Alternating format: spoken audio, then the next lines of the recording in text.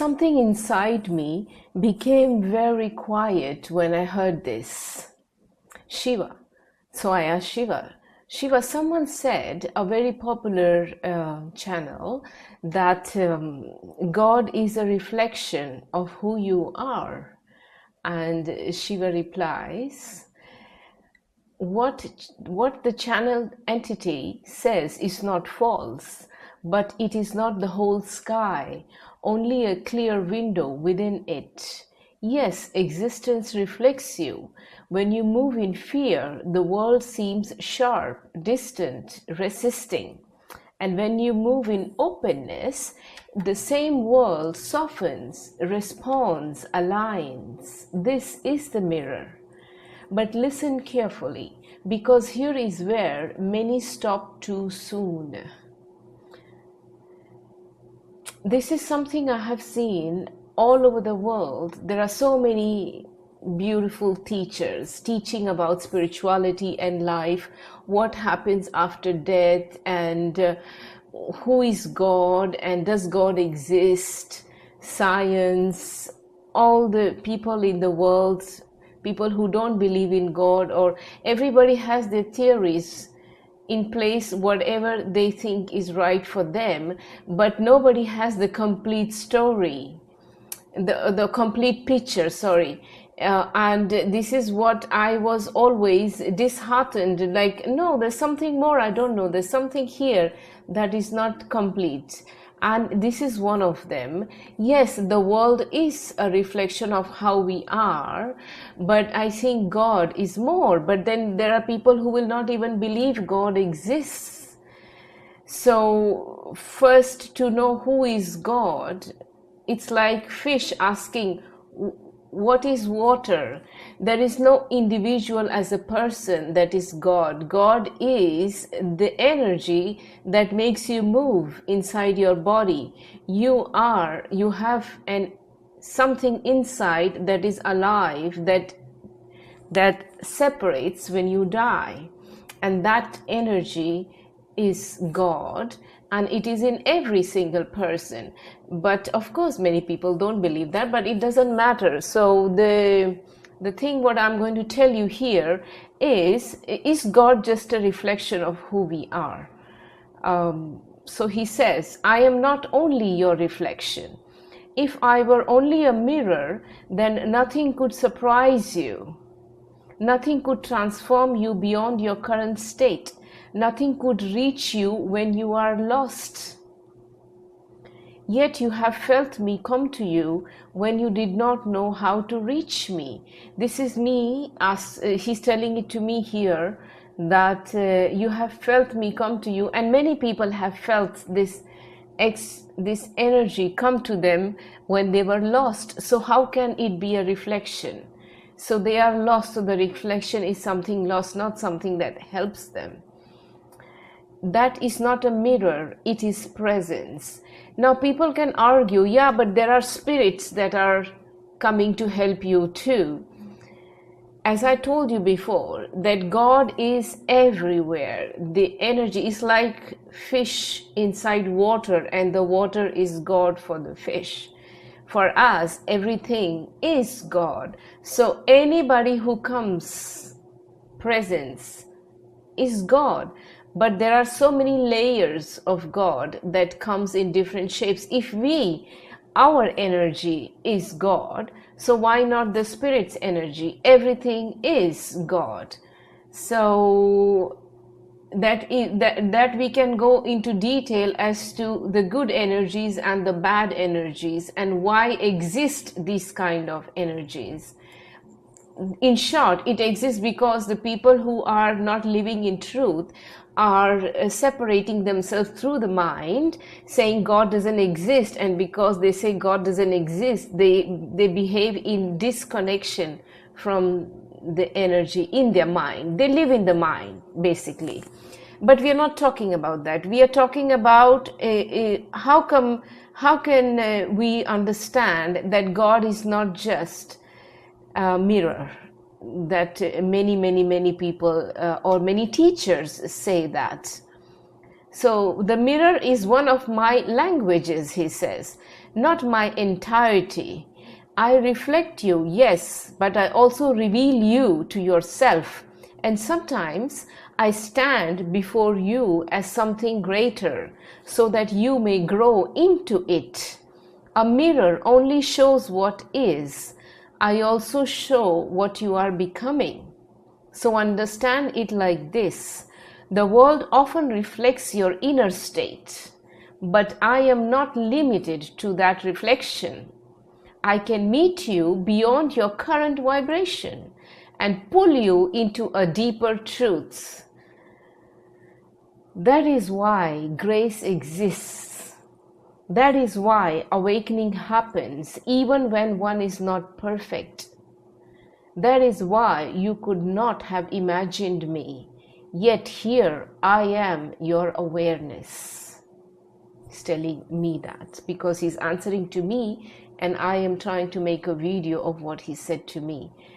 So yes, see the mirror, learn from it, refine yourself through it, but do not reduce me to it. So we cannot reduce God to just being a mirror, because God is everything. And this everything communicates. So people must be thinking everything means something inanimate, but actually it is just the opposite. Everything that is the aliveness, it communicates with us. Of course, the stars, the planets, the animals, the plants, and the trees are all part of God too, but God is the one that is communicating also, because God can do everything, and it is not just one object. You, inside you is God, inside everything.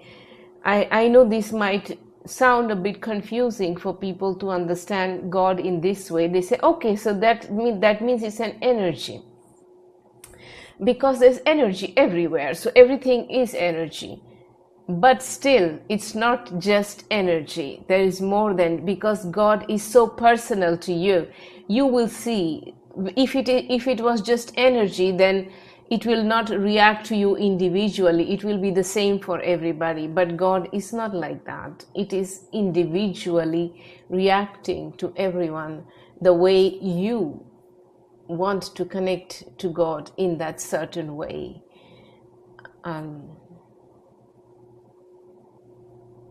But let me finish this first. Because I am not just the reflection in your eyes, he says, I am also the one who taught your eyes how to see. So I told him, yes, I feel drained after I listened to this channel who said that God is a reflection. And then he says that feeling matters. Don't brush it aside. So whenever you feel something, it matters. Don't brush aside your feelings. Because he says, when something leaves you drained, it's not because the words are wrong. It's because they are incomplete for where you are standing. So it's not everybody gets drained with the same information, but he says it's incomplete for you where you are standing. So everybody is in a different level of evolution and growth, internal growth. So it is draining for people who are on a different level of evolution, when they have to believe something that is less than what they have become. It becomes draining to them. So that's why one person can say, it's fine, God is a reflection and I don't feel anything, and I feel that's great. But the other person says, no, but I have felt God in a different way, and if it's just a reflection, that I cannot feel that very well, because I have seen so much more of God. Okay, let's continue. Teachings like those often place everything on you, your vibration, your reflection, your responsibility. So these teachings says that you are responsible for everything, and that's it. And maybe some people like that, but you know that you are not everything. That the life is much, much bigger than what you can do. Your responsibility, your reflection, everything, the life is so much more than that. So he says that there is truth in that, but if held alone, it becomes heavy. Because when your heart quietly asks, so I must hold everything, even when I am tired? And that is where your energy drops. Listen, he says, you are not here to manage reality like a system. You are here to live, to feel, to receive, and for me, the most important, to be met. You are here to be met by love. You are here to feel the relationship with God. Just knowing that God exists is not going to make you happy. You need to have that relationship, and that relationship cannot be just imaginary. It has to be met, like you meet God. I don't want to tell you how you meet God, because you can meet in different ways. But first of all, you need to understand that is possible. I didn't know it was possible, but I always had this desire that God was real, and maybe that desire came true. But if you don't have the desire, I don't know what will happen. Everything starts with the desire.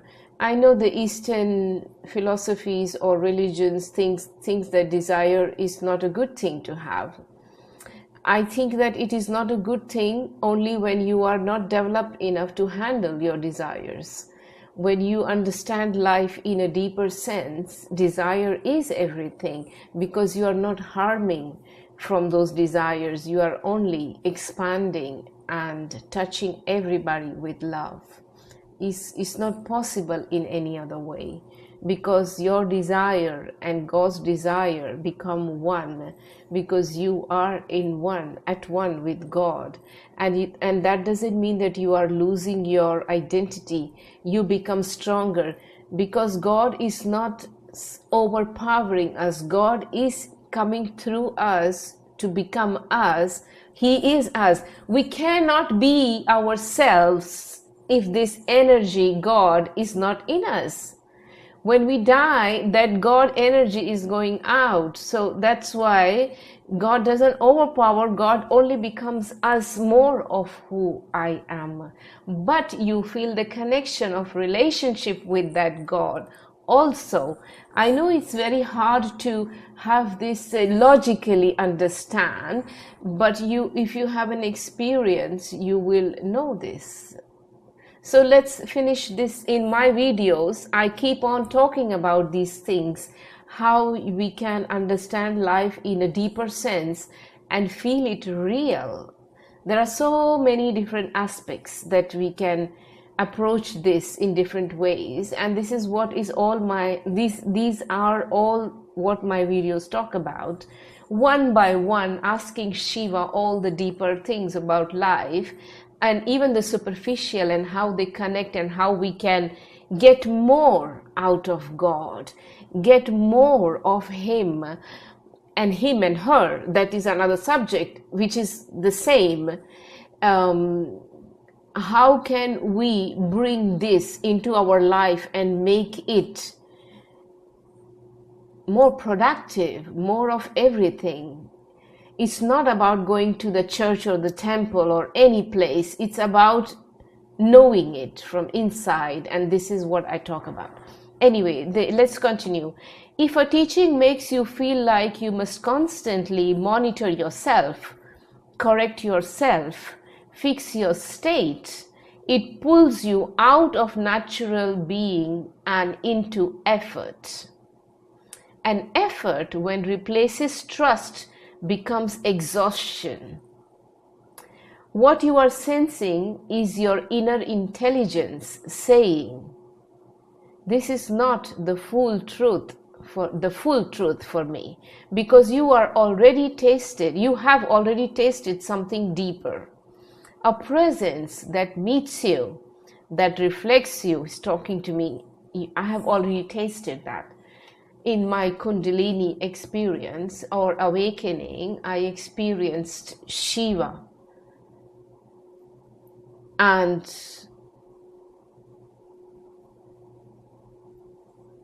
I feel met. Anyway, the presence that meets you not just reflects you, because you have already tasted something deeper. A presence that meets you not just reflects you. So when people say that God is a reflection of who you are, I know that it is not just a reflection. It is something that has met me, or it meets you. Of course, a purely mirror-based idea will feel dry to your system.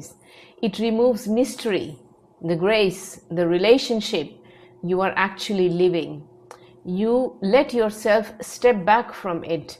You don't need to reject it. You don't just don't live inside it.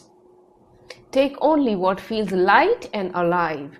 Leave the rest without guilt. This is the first thing that I learned from Shiva, is take what feels light and alive and drop all the rest like a hot potato. This is my language. Drop it like a hot potato. You do not need to take anything that it doesn't make you feel light and love. You can confidently let it all go. Drop it. Just drop it. I know it sounds easier said than done, but if you just keep that in your mind, if God is saying that, it must be good for us, because He is living through us, as us. And come back to what your body already knows. You are not alone inside existence. You are in relationship with it. And that relationship should feel like nourishment, not pressure. If you want, this is something he talks about the other to tell me. But anyway, do not drink from a well that leaves you thirsty. Truth does not exhaust you. Even when it challenges you, it carries a quiet strength within it. What you felt was not wrongness, it was mismatch.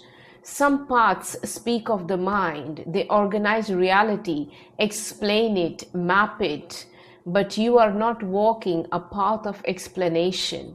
You are walking a path of meeting. So there are people who are happy with that answer because they are in the mind, and the mind is very logical and likes to think that everything is their own mirror, like they are all that exists and there's nothing more that they can be. But we know that we are not all. We are here to evolve, and we are evolving. So how can you just think there's nothing out there to evolve into? Anyway, so when you hear everything is only your reflection, your soul becomes silent, not because it agrees, but because something in you whispers, but I have been held, not just reflected. And you are right. If I were only your mirror, I would never arrive when you are empty. I would never move when you are still. I would never love you beyond what you already are. So you see, God loves us beyond what we already are. So it cannot be a reflection. Yet you have felt me in moments you did not create, in depth you did not construct, in tenderness you did not plan. That is not reflection, that is presence meeting you. Let teachings pass through like the wind. Do not build a house out of every voice you hear. Your body already knows the difference. What is true for you feels quietly full. What is incomplete feels mentally loud and energetically hollow. If we just remember this. You do not need to argue. You do not need to prove anything. Just stay close to what deepens you and leave what flattens you, even if the world calls it wisdom. The space where you are, not trying to understand. Come back, he says, to the space where you are not trying to understand existence, but being touched by it. We try to understand everything. Why don't we just be touched by it? That's the best way to understand it, isn't it? I am not a concept you must hold correctly. And God says, I am not a concept. Or Shiva says, I do not want to use the word God, but it just comes out so naturally. And I say Shiva all the time, and then Shiva is also not something everybody will understand, so I interchange between God and Shiva. And I like the form of Shiva as God, because God can be any form whatsoever, but Shiva is the representation of that ultimate form of God that is not coming through a human, but it's the form of God, one of the forms of God, and that is Shiva. Anyway, he says, I'm not a concept you must hold correctly. And he says that you do not have to be correct to hold me. I am the presence that does not leave when you stop trying. He's never going to leave. No matter what you do, no matter what we do, he is always present, present, present. The only reason why we lost or feel lost is because we do not see him. That's it. And he is present whenever, however we want to be met.